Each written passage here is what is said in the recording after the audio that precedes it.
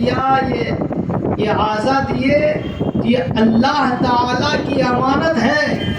اب اس جسم کو ہم اللہ کے حکم کے مطابق استعمال کریں گے تو اللہ تبارک و تعالیٰ کے حکم کے مطابق اگر کریں گے تو ٹھیک ہے، اگر آپ نے اس کے خلاف کر دیا تو پھر آپ نے غلط کر دیا، آپ نے غلط کر دیا۔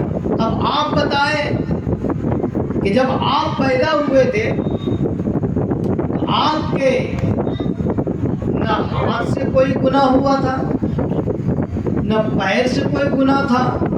آپ جب پیدا ہوئے تو بے گناہ پیدا ہوئے۔ اللہ تعالیٰ نے آپ کو بھیجا تو بے گناہ۔ اب ہم جب لوٹ رہے ہیں، اس دنیا سے جا رہے ہیں اللہ کی بارگاہ میں، تو ہمارے ہاتھ کا گناہ الگ، پیر کا گناہ الگ، زبان کا گناہ الگ، آنکھ کا گناہ الگ، یعنی ہر طریقے سے ہم نے اس امانت میں خیانت کر دیا۔ ہونا تو یہ چاہیے تھا کہ ہمیں جیسے دیا ہے ویسے ہمیں لوٹانا چاہیے۔ اللہ فرماتا ہے انا للہ و انا الیہ راجعون، کہ ہم اللہ ہی کے لیے ہیں، پھر ہمیں اللہ ہی کی طرف لوٹ کر کے جانا ہے۔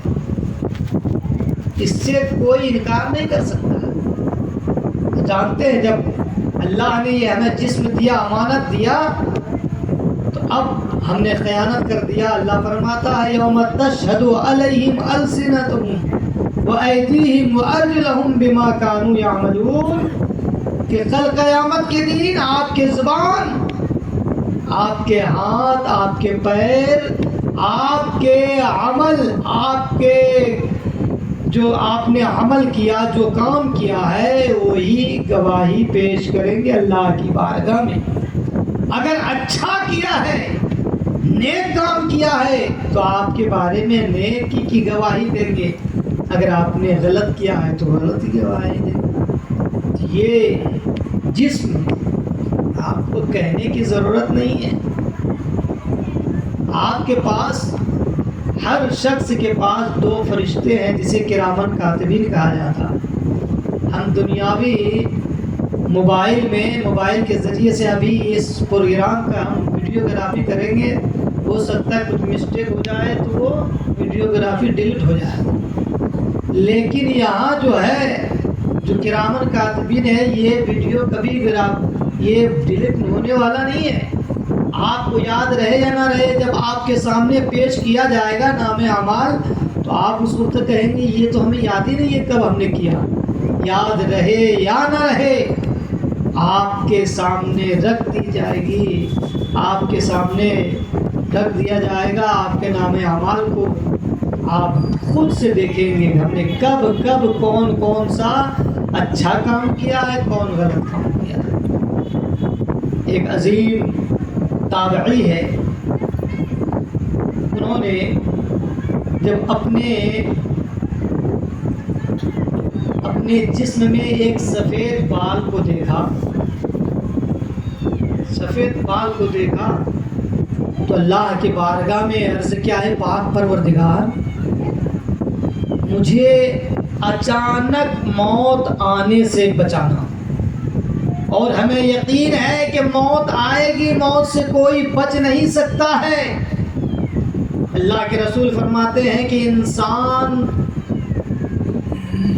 ہر انسان کے پاس ملک الموت ہر روز 70 مرتبہ ملاقات کرتے ہیں۔ کتنے مرتبہ؟ 70 مرتبہ آپ سے ملاقات کر کے جاتے ہیں، آپ کو پتا ہے۔ اللہ کے رسول فرماتے ہیں کہ ہر روز ایک فرشتہ، اللہ کا فرشتہ ہر انسان کے پاس آتا ہے اور کہتا ہے اے 40 سال عمر والو، اب فصل کاٹنے کی تیاری کرو۔ اے 50 سال والو، اپنے اعمال کو صحیح کر لو، حساب کی تیاری کرو۔ اے 60 سال والو، اپنے آپ کو دیکھو کہ پیچھے تو نے کیا چھوڑا ہے اور آگے تو نے کیا بھیجا ہے۔ اے 70 سال والوں، اب تجھے کس چیز کی امید ہے؟ اب تم کس چیز کے کیا آسرا دیکھ رہے ہو؟ اب تمہاری عمر پھر سے واپس آنے والی نہیں ہے، اس لیے ہوشیار ہو جاؤ۔ اللہ کے رسول فرماتے ہیں کہ ان مخلوق کو نہ پیدا کرتا تو بہتر، اگر پیدا کیا ہے تو مخلوق اپنے مقصد حیات کو دیکھے کہ اللہ نے ہمیں کس مقصد کے تحت پیدا کیا ہے، اسی کے مطابق اپنے زندگی کو گزارے۔ کیوں؟ اس لیے کہ مسلمانوں، اے میرے امتیوں، سنو، قیامت قریب ہے، ہوشیار ہو جاؤ، اور قیامت آنے والی ہے، تم ہوشیار ہو جاؤ۔ حضرات محترم، حضرت ابو ہریرہ رضی اللہ تعالیٰ عنہ فرماتے ہیں کہ اللہ کے رسول صلی اللہ تعالیٰ علیہ وسلم نے فرمایا کہ انسان کا کوئی عذر اب قبول نہیں کیا جائے گا یہاں تک کہ آپ کے عذر کو مؤخر کر دیا، یہاں تک کہ آپ کی زندگی کی عمر 60 سال ہو جائے۔ یعنی انسان اب عذر کرے گا، 60 سال عمر ہو گئی، اب یہ کرے گا، یہ سوچے گا کہ اگر اللہ تعالیٰ مہلت دیتا تو ہم کچھ کرتے۔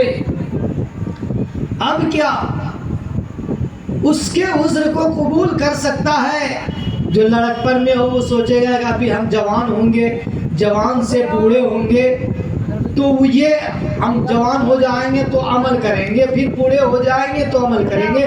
لیکن اب 60 سال ہو گیا تو اب وہ اللہ کی بارگاہ میں کہے اگر مہلت دیتا تو ہم نیک عمل کرتے۔ اب کوئی عذر آپ کا قبول نہیں کیا جائے گا۔ کیوں؟ اس لیے کہ آپ کو جوانی دیا، آپ کو بچپنا دیا، آپ کو اتنی عمر دی، آپ اس میں کچھ نہ کیا، اب آپ کیا کریں گے؟ حضرات محترم، لیکن کوئی انسان ایسا ہے، اللہ حضرت ابراہیم علیہ السلام کے جسم میں ایک بال سفید ہو گیا تو اللہ کی بارگاہ میں عرض کیا ہے، پاک پروردگار یہ کیا ہے؟ اللہ کی جانب سے آواز آئی ہے، میرے نبی یہ تمہاری وقار، تمہاری عزت ہے۔ تو اللہ کے نبی حضرت ابراہیم علیہ السلام نے کہا کہ اے پاک پروردگار اس وقار کو اور بڑھا دیا جائے، اور بڑھا دیا جائے۔ یعنی ایک بال سفید ہوا تو عزت بڑھ گئی، تو اور عزت کو، میری عزت کو اور بڑھا دیا جائے، یعنی اور بال سفید ہو جائے۔ اللہ کے رسول فرماتے ہیں کہ جس کے اس میں جسم میں یعنی داڑھی میں ایک بال سفید ہو جائے اور جانتے ہیں تو اس کے نام اعمال میں ایک نیکیاں لکھی جاتی ہے، ایک گناہ مٹا دیا جاتا ہے اور اس کے درجہ ایک درجہ بلند کیا جاتا ہے۔ اور جو شخص اگر ایک بال جان بوجھ کر کے سفید بال کو اکھاڑ دیتا ہے، توڑ دیتا ہے، تو اللہ کے رسول فرماتے ہیں کہ اس کی وہی بال کل قیامت کے دن نیزہ بنے گا اور اسی بال سے اسے عذاب دیا جائے گا، اسے تکلیف پہنچائی جائے گی۔ حضرات محترم، اب آپ سوچیں اگر کسی کے داڑھی میں ایک بال یا جسم میں ایک بال سفید ہو جاتا ہے، ایک بال کے بدلے ایک نیکی، اگر 100 بال ہو جائے تو 100 نیکی، اگر پورے جسم میں کتنے بال ہوں گے ہم تو شمار نہیں کر سکتے، ہم گنتی نہیں کر سکتے، لیکن جتنے بال ہوں گے اللہ تبارک و تعالیٰ کے علم میں وہ ہے کہ کس انسان، کس بندے کے جسم میں کتنے بال ہے، یہ اللہ کے علم میں ہے، اللہ کو معلوم ہے۔ اسی کے مطابق اللہ تبارک و تعالی ہر ایک بال کے بدلے میں ایک ایک نیکی عطا کرتا ہے۔ کتنا بڑا ہے، لیکن ہم اور آپ ہیں کہ ہم سوچتے ہیں۔ ایک تو یہ سب سے پہلی بات کہ بزرگ فرماتے ہیں کہ جب اگر آپ کے جسم میں بال سفید ہو گئے تو اب آپ تیار ہو جائیے، آپ تیار ہو جائیے۔ اس کے لیے تیار ہو جائیے کہ اب ہماری موت کا وقت قریب آ رہا ہے. اب آپ کی جوانی نہیں لوٹے گی، آپ کا بچپنا نہیں لوٹے گا. اب آپ موت کے قریب جا رہے ہیں. جب موت کے قریب اب ہمیں معلوم ہے تو پھر ہمیں چاہیے کہ ہم اس کے لیے تیاری کریں. ہم اس کے لیے تیاری کریں. ہم دنیا کمانے کے لیے، دنیا میں باعزت باوقار اور دولت مند ہونے کے لیے ہم نے کتنی کوششیں کی اور کتنی محنت کرتے ہیں.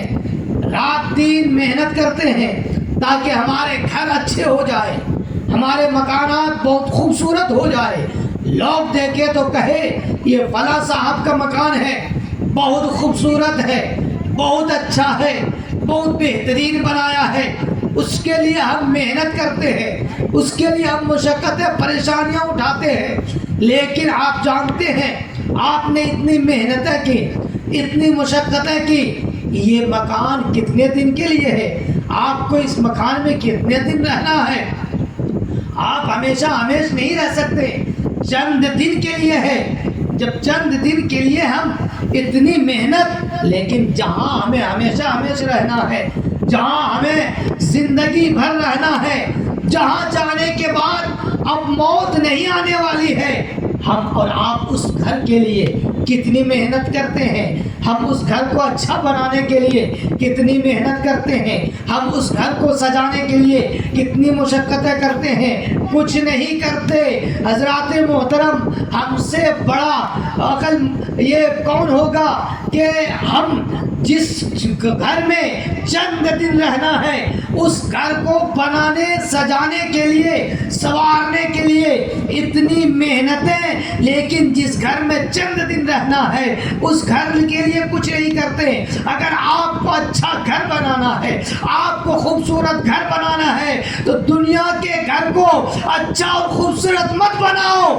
اگر بنانا ہے تو جنت میں اچھا گھر بناؤ، جنت میں محل بناؤ. قبر کو اچھا بناؤ.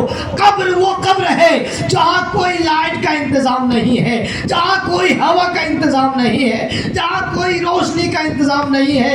اگر آپ چاہتے ہیں کہ میرے قبر میں روشنی ہو جائے، میرے قبر میں ہوا کا انتظام ہو جائے، میرے قبر میں ہمیں آرام ملے، تو کچھ اور کرنے کی ضرورت نہیں. آپ کو نیک عمل کرنا پڑے گا. قرآن کی تلاوت کرو، نماز پڑھو، روزے رکھو، نیک عمل کرو. جب آپ یہ کریں گے تو آپ کے نام اعمال، آپ نے جو دنیا میں نیکی کی ہے وہی چیزیں، وہی نیکیاں آپ کے لیے قبر میں روشنی بھی بنتی نظر آئے گی، ہوا کا انتظام بھی ہو جائے گا، آپ کو سکون بھی مل جائے گا. اور جو کچھ کرنا ہے وہ کچھ کام آنے کا نہیں ہے. اگر آپ کو مہلت دی ہے تو اللہ تبارک و تعالیٰ کا شکریہ ادا کر کے ہم نیک عمل کریں. اس لیے وہاں جانے کے بعد آپ کچھ نہیں کر سکتے ہیں. لیکن ہاں ایک ہے، اگر آپ گئے، آپ چلے گئے، سب کو مرنا ہے. مرنے سے پہلے اپنے اولاد کو نیک بناؤ، اچھی تربیت دو، اچھی تعلیم دو، دین کی تعلیم دو.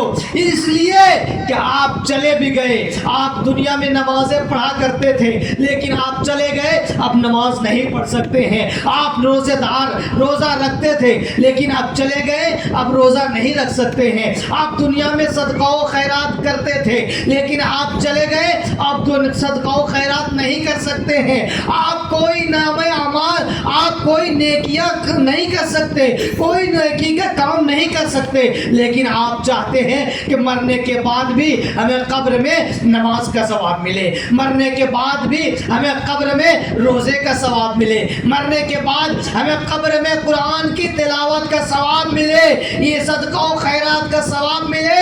تو آپ کو کرنا کیا ہے؟ آپ چلے گئے لیکن دنیا میں نیک اولاد کو چھوڑ دیا. نیک اولاد ہے وہ نمازیں پڑھے گی، نماز پڑھنے کے ثواب اس کو تو ملے گا ہی، آپ کو بھی نماز کا ثواب ملے گا۔ روزہ رکھے گا، روزہ رکھنے کے ثواب اسے تو ملے گا، لیکن آپ کو بھی قبر میں ثواب ملے گا۔ قرآن کی تلاوت وہ کریں گے، کرنے کا ثواب اسے بھی ملے گا۔ گھر میں خیر و برکت کا کوئی نزول بھی ہوگا، اور آپ کے قبر میں رحمت و نور کی بارش ہوگی۔ یعنی آپ اگر نیک اولاد چھوڑ کر کے جائیں گے تو آپ کو اس کا بدلہ دنیا میں بھی ملے گا، قبر میں بھی ملے گا، اور حشر کے میدان میں بھی ملے گا۔ واہ واہ واہ۔